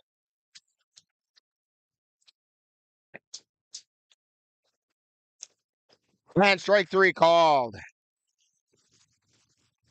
So the Bears are out in the 6th, but not before they do some damage. They pick up 2 runs on 2 hits. There were no errors and nobody left on base. We've played 6 of 7, and it's the Bears 5, Cavaliers 1 on NLWN-TV. If your estate isn't looking quite estate-like, let Midwest Environmental Consultants landscape your estate right up to snuff with installation of retaining walls, brick patios, foundation planting beds, and so much more. Then they'll keep it that way with their expert lawn care service. Call Midwest Environmental Consultants at 608-468-2067. Let Midwest Environmental Consultants help make your estate the showplace of the neighborhood. Yeah, I think one of the things us veterans are hoping for is soon the cabin will be built. It's going to be amazing to be able to come to a place like this and stay at a cabin with amazing people, animals, a view, and get away from it all. Country Haven Farms is fundraising to complete our cabin, giving Wisconsin veterans and their families a much-needed escape in the Northwoods. Donations of any amount are encouraged and sponsorships are available at all levels. To make a donation or sponsorship, please visit our website or give us a call. Okay, we go to the 7th inning. Last chance for the Cavaliers. Catcher Sam. Trailing 5-1. Sam Knickerbocker. He's 2 for 2 in this game. He hits a fly ball out into center field. Moving back and making the catch out there is a strike.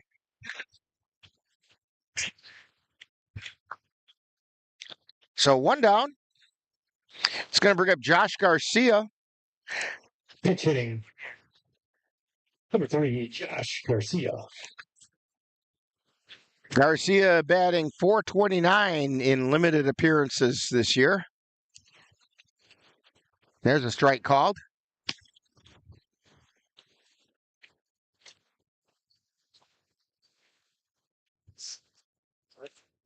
And the pitch.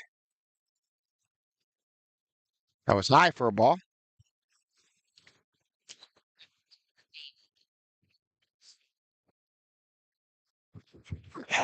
And that's 1 at the knees. The ball and 2 strikes to Garcia. And the pitch. It's outside. Counts even at 2-2.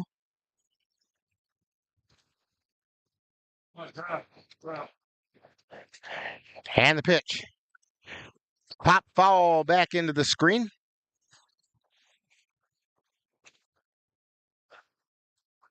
So ball brought to you by Hobbs' name, official after-game bar of the Eau Claire Bears.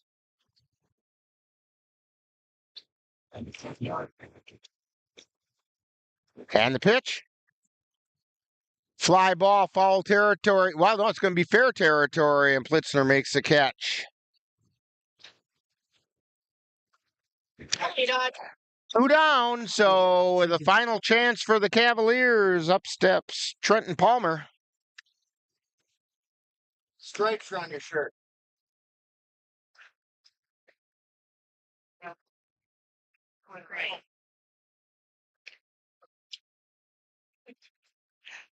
Allison delivers, and it's outside.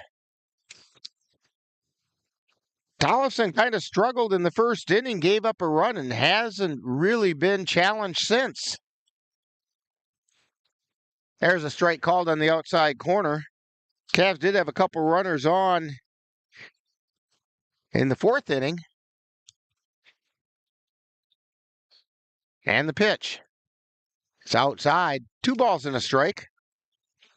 Cole Timon due up after Palmer.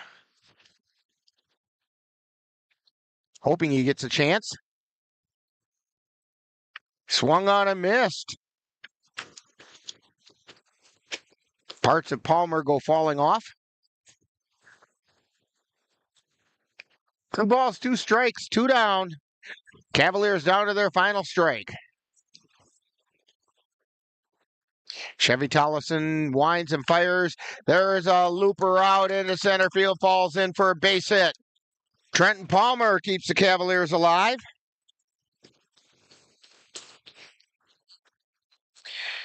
And that's going to bring up Cole Timon. Timon 0 for 2. Last time up, he flew out to left.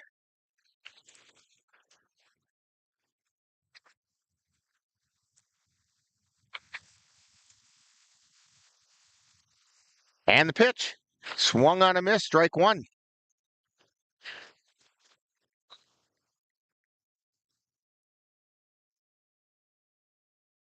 No balls and a strike with 2 down. We're in the 7th. Cavaliers down by 4. Throw over to first. Palmer back in. Got the ball.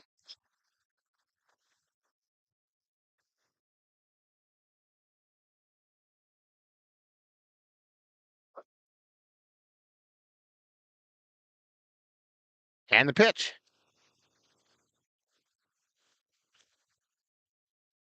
That was outside for a ball. A ball and a strike to Cole Timon.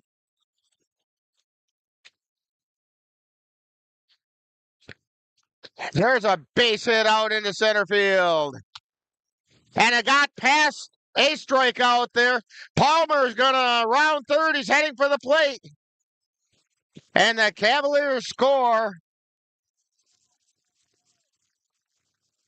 And Timon's in safely at second.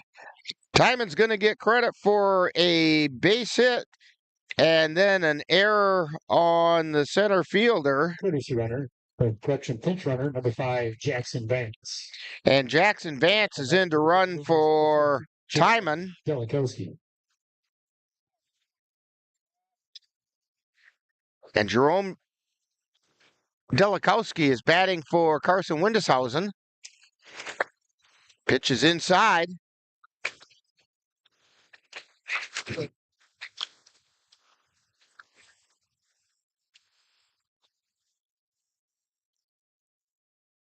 And the pitch. That's outside. 2 balls, no strikes. Tying runs on deck. Here's the pitch. There's a pop foul out of play. Ashton Kroll is on deck.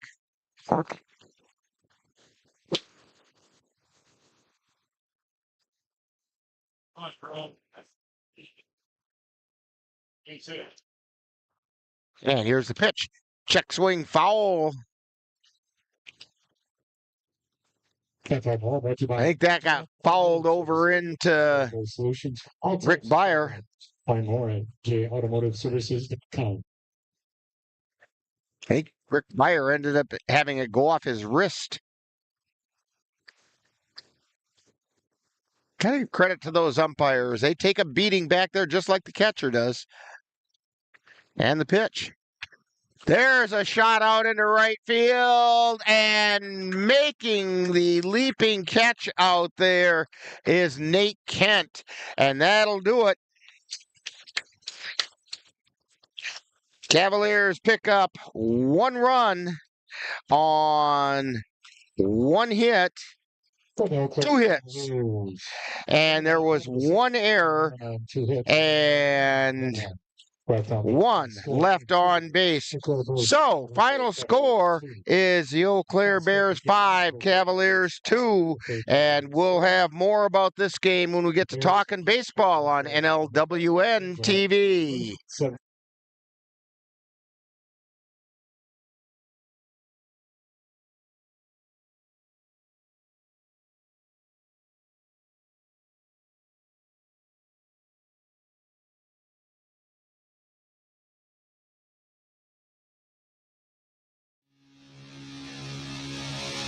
You've been watching Eau Claire Cavalier baseball on NLWN-TV. This copyrighted presentation has been a production of the Northern Light Webcasting Network in conjunction with the Eau Claire Cavaliers and is intended for the enjoyment of the viewing and listening audience. Any broadcast, rebroadcast, or reproduction in any form, without the express written consent of the Northern Light Webcasting Network LLC and the Eau Claire Cavaliers is prohibited. Stay tuned. Coming up next is Talkin' Baseball, with a look back at today's game.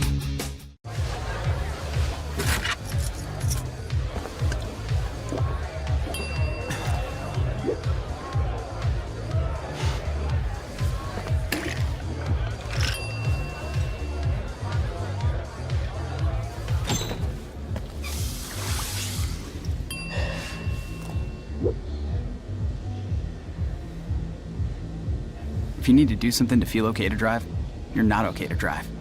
Don't drive buzzed.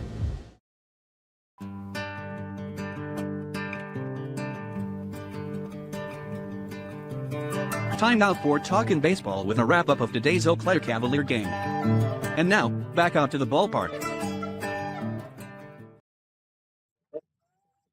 And we're back here at Cinder City Park in Altoona, where the Cavaliers have dropped a doubleheader.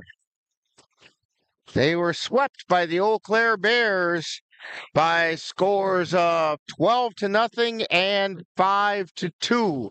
Not the kind of outlook that the Cavaliers wanted to have happen going into the CRBL playoffs on Wednesday. But you can't do anything about it. The games have been played, and they're just going to have to right the ship and be ready to go on Wednesday against the very powerful Osseo Merchants. In Game 2, the winning pitcher was Chevy Tollefson. He went the distance. In the losing pitcher, the loss gets tagged with Cooper Dykes, who lost it in relief. And Mason Yarrington went 4 innings to start the game and actually left the game with the lead. Cavaliers picked up 2 runs on 7 hits. They committed 1 error, and they left 5 on base. And the Bears picked up 5 runs on 7 hits. They committed 3 errors and left 5 on base.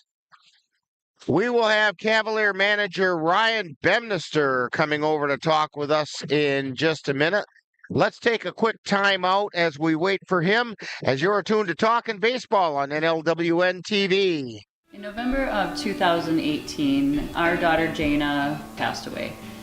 The outpouring of support was unbelievable. Support that we received inspired us to start a foundation called the Jana Kelly Memorial Foundation. And through that foundation, we've given back in a lot of different ways, through projects, through different other charities that we've supported. We like to help Humane Association, and the Ronald McDonald House is something that's very near and dear to us. We've also recently, this last year, we actually built a tiny house. It's really exciting to be able to give back in different ways. to learn more or to help financially, would find us on Facebook or www.janakelly.com.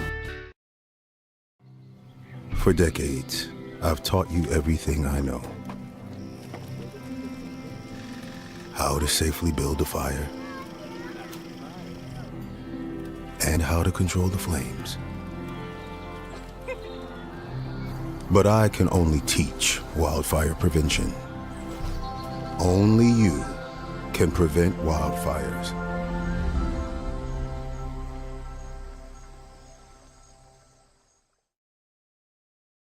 Hi, I'm Smokey Bear, and I made an assistant to help you prevent wildfires. Dude, I've got this. I've been camping since I was 5 years old. But I am a camping influencer. You know what? I'll bet you $5. Okay. Assistant Smokey, what is the best way to put out a campfire? To put out a campfire, drown with water, stir, drown again. Then make sure the fire is out cold by feeling with the back of your hand. Wait, really? I'll take the $5. And we're back here at Cinder City Park talking with Cavalier manager Ryan Bemnister. Not the day you were hoping for today, Ryan. No, I didn't show up ready to play. Bears did. Bears hit the ball really well. I mean, they're a really good team. That's why they were where they were.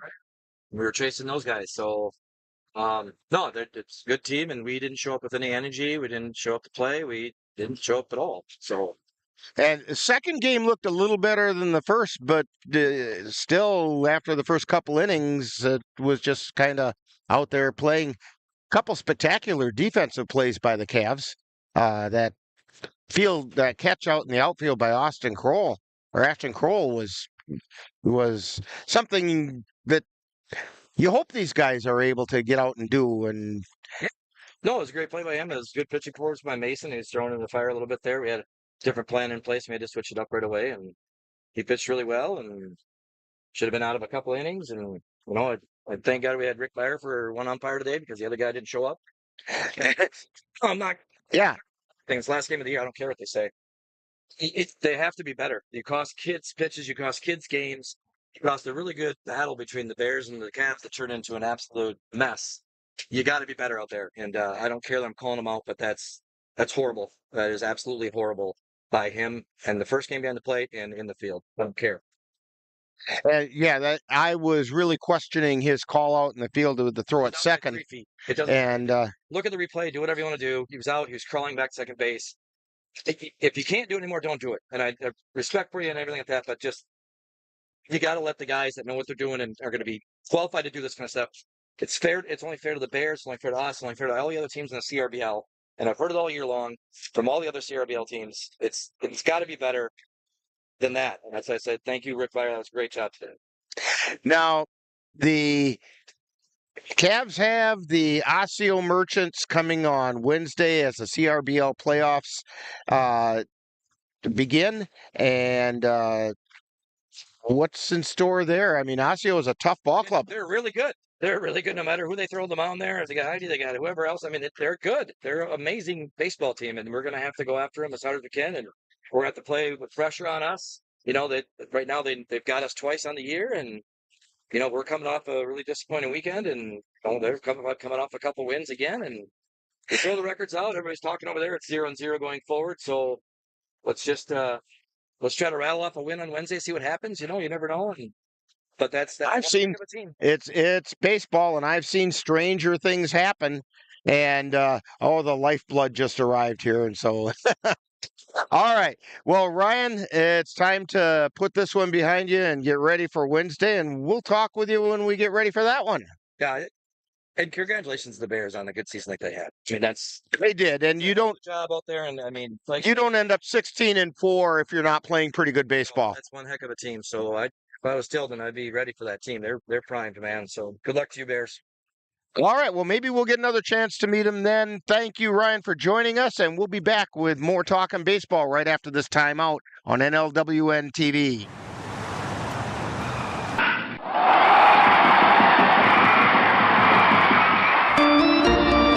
Let NLWN-TV take you out to the ballgame. It's Chippewa River Baseball League playoff time, and the Cavaliers will open playoff action on Wednesday, July 31st at John Soini Field in Osseo, Wisconsin, when they take on the Osseo Merchants. Join us on NLWN-TV as we bring you all the action of this Chippewa River Baseball League playoff game. Coverage begins with the In the Dugout show at 6:30 p.m., followed by live play-by-play action. That's the Cavaliers in the CRBL playoffs on NLWN-TV on Wednesday, July 31st. Back here at Cinder City Park, as the Cavaliers get swept by the Eau Claire Bears by scores of 12-0 and 5-2 in Game 2. Again, the Bears had 5 runs, 7 hits. They committed 3 errors. They left 5 on. Cavaliers had 2 runs, 7 hits, committed 1 error, and left 5 on. And the Bears' record goes to 16-4, and the Cavaliers' record drops to 12-8 in the CRBL. Winning pitcher in Game 2 was Chevy Tollefson. Losing pitcher was Cooper Dykes. And it's really too bad for Cooper Dykes. He threw pretty well, and it's also too bad for Mason Yarrington because when he left the game, the Cavs did have the lead. He hadn't thrown enough to get, well, it was a 7-inning game, so he had thrown enough to get the win, and he was looking for that first win of the year, and he gave the lead to the relief corps, and breaks just didn't go Cavaliers' way, and so the loss goes to Cooper Dykes. Next Cavalier game, we were just talking about it. Cavaliers will be taking on the Osseo Merchants in the first round of the CRBL playoffs on Wednesday. Our pregame in the Dugout show will begin at 6:30 p.m. from John Soine Field in Osseo. So you make sure you tune that in. CRBL playoff action. Wild Card Wednesday as the Cavaliers take on the Osseo Merchants. Let's throw our hats off to the Chippewa Valley Phoenix football team as they concluded their 2024 season. Unfortunately, it didn't finish the way they wanted to, but they did achieve one of their main goals of the year, and that was make the Northern Lights Football League playoffs, which they did. Unfortunately, they lost to the River City Rough Riders in those playoffs 50-0 yesterday, but overall, a really good season for the Chippewa Valley Phoenix. NLWN-2 is excited to be your home again this season for Colfax Viking football. First broadcast will be on Friday, August 23rd, when the Vikings travel to Whitehall High School to take on the Whitehall Norsemen. Coverage begins with Viking pregame at 6:40 on August 23rd on NLWN2. Don't forget that coming up later on this year, the Northern Light Webcasting Network will broadcast our 500th event. Be sure to stay tuned for special announcements and special awards for our loyal viewers. That's all coming up later this broadcast season on the Northern Light Webcasting Network.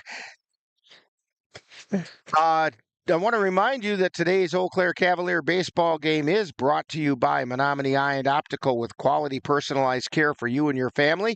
Your Napa Auto Parts store at 3580 Mall Drive in Eau Claire.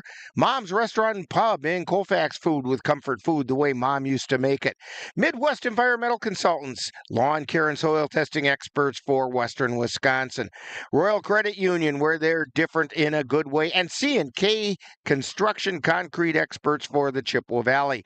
Be sure to thank these fine sponsors for bringing you Eau Claire Cavalier baseball on NLWN-TV. So for Ann Monroe on the computer and Dan Petchow on the camera, this is Rick Olson. And that final score in Game 2, once again, Eau Claire Bears 5, Cavaliers 2. And you've been tuned to Talkin' Baseball on NLWN-TV. You have been tuned to Talkin' Baseball with a wrap-up of today's Eau Claire Cavalier baseball game. This has been a presentation of the Northern Light Webcasting Network and NLWN-TV.